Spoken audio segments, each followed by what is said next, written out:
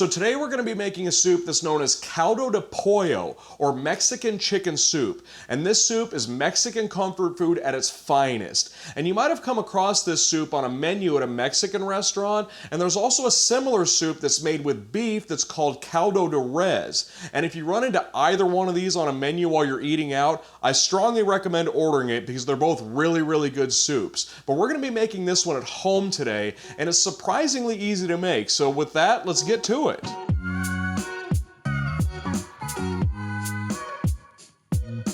So the cool thing about Caldo de Res or Caldo de Pollo is that these soups are a lot easier to make than a lot of other soups are. And normally when you're making soups, you start by sweating out the vegetables, adding them incrementally, then you work in your stock or broth, and you sort of build a layered flavor profile. Well, that's not how these soups are made. These soups are made by pretty much tossing stuff into a pot and letting it cook. And a lot of the best soups out there are actually made this way. The French have something called pot au feu that's made like this, and if you've ever been to a Thai restaurant and had tom yum soup, that's also made this way. And I've got some chicken legs here that have been sitting in a brine overnight. And all I did to make this brine was combine 1 gallon of water with 1/2 cup of salt and 1/2 cup of sugar. Then I whisked that together to dissolve the salt and sugar, then added the chicken to the bowl and placed it in the refrigerator overnight. And what the brine does, or more specifically the salt within the brine, is that it helps the chicken retain more of its moisture, because even though the chicken is being cooked in water,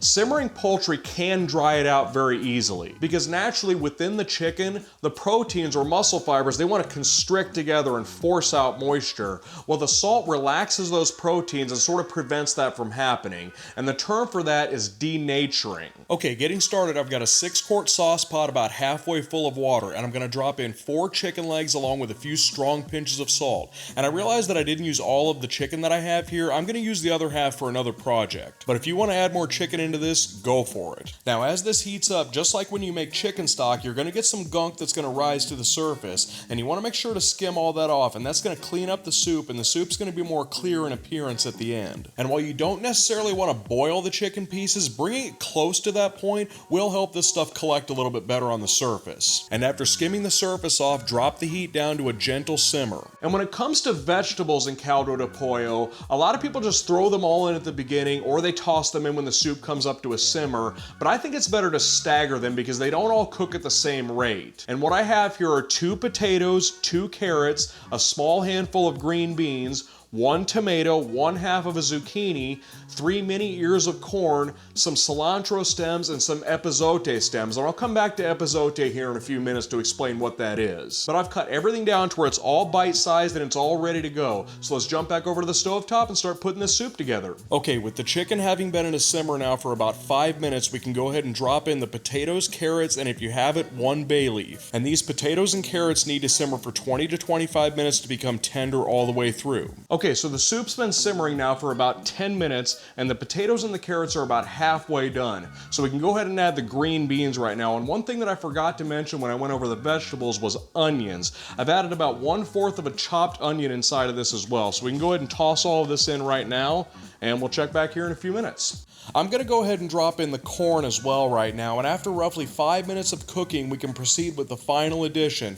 that being the zucchini, tomatoes, cilantro stems, and a few epazote leaves. And I see a lot of versions of this soup where they cook the zucchini way too long. You want it to be soft and tender, but it can quickly turn to mush, so I prefer adding it in the last few minutes. So epazote is a plant that's native to central and southern Mexico, and it was an essential ingredient in Mayan cuisine in the Yucatan and Guatemala. And it's commonly used in black bean dishes, salsas, mole verde, and a lot of Mexican soups, including the Caldo de Pollo that we're making today. And it does also grow along roadsides in North America as a random weed, but I would imagine the stuff you get at the store is probably better than the stuff you get alongside the road. Okay, with the soup nearly finished up now, let's make a quick pico de gallo to use for a garnish. Start with 2 diced Roma tomatoes, and to that add 1 diced jalapeno, 2 tablespoons of diced onions, 2 tablespoons of chopped cilantro, and a pinch of salt for seasoning. Give it a stir to combine everything together, and I do prefer putting this together at the last minute because it's best done that way.